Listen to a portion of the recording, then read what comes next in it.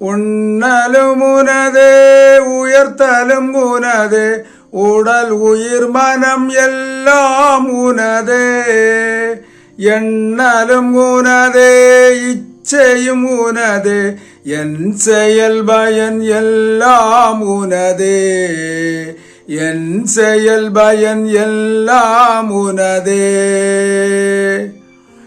ஸ்ரீமத் பகவத்கீதை 2வது அத்தியாயம். மாத்ரா ஸ்பர்ஷாஸ்து கௌந்தேய சீதோஷ்ண சுக துக்கதாக ஆகமாபாயினோ அனித்யாக தாம் திதிக்ஷஸ்வ பாரதா.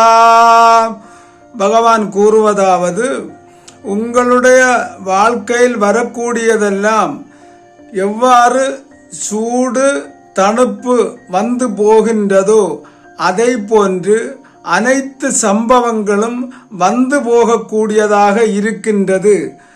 ஆக நீங்கள் வருவதுமில்லை போவதுமில்லை என்று பகவான் கூறியிருக்கின்றார். இதை நாம் 100% நம்ப வேண்டும். நாம வாரதுமில்லை போறதுமில்லை. நாம என்று சொன்னா ஜீவாத்மா. ஆனால் நாம அந்த நம்மை நம்பாமல் நம்மால் அறியப்படக்கூடிய வஸ்துக்களையும் இன்ப துன்பங்களையும் அனைத்தையும் நாம் அறிகின்றோம். தூக்கத்தை அறிகின்றோம், சொப்னத்தை அறிகின்றோம், ஆழ்ந்த நித்திரையை அறிகின்றோம், இன்பத்தை அறிகின்றோம், துன்பத்தை அறிகின்றோம், கோபத்தை அறிகின்றோம், மனதை அறிகின்றோம். இப்படி இந்த உலகத்தில் உள்ள அனைத்தையும் அறிகின்றோம். ஆனால் நாம் நம்மை அறியவில்லை. நாம வாரதுமில்லை போறதுமில்லை. இதைத்தான் இங்கு பகவான் கூறுகின்றார்.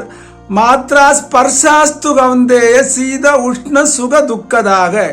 இந்த உஷ்ணம் தணுப்பு சூடு எவ்வாறு வந்து வந்து போகின்றதோ அதை போன்று இந்த ஜீவனில் வந்து வந்து போகக்கூடியதுதான் இந்த உடம்பு.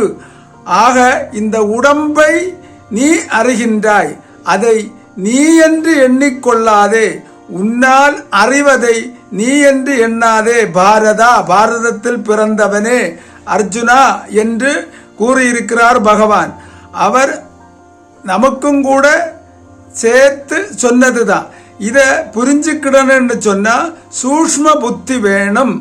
அதற்குத்தான் இங்க பிரார்த்தனையும் தபமும் ஜபமும் எல்லாம் பண்ணி கொண்டிருக்கின்றார்கள் மனிதர்கள்.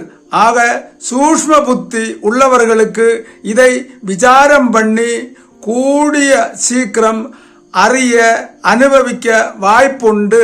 ஹரி ஓம் தத்சத்.